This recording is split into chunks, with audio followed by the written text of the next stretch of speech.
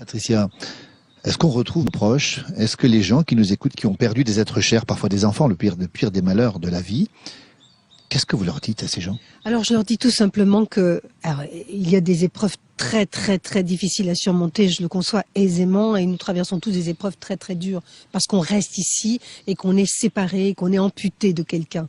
Mais sachez qu'il y a une chose, et ça on l'a décrit avec Massimo Teodorani dans le livre qui s'appelle L'invisible et la science, où on se rapproche de la physique quantique. Physicien italien. Voilà, physicien italien. Quand deux particules sont en fusion quelque part et qu'elles vibrent d'amour, si on les sépare par des années-lumière, on se rend compte qu'elles continuent de vibrer d'amour l'une pour l'autre et que rien ne peut les séparer, même pas l'infini.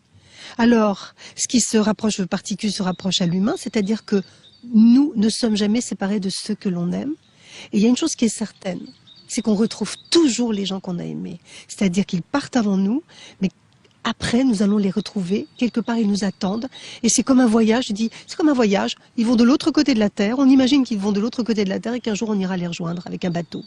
Et c'est exactement ça. C'est-à-dire qu'il est indéniable et nous n'avons jamais eu de témoignages inverses de la part des défunts. Pour tous ceux qui captent les témoignages des défunts, nous retrouvons toujours ceux que l'on a aimés.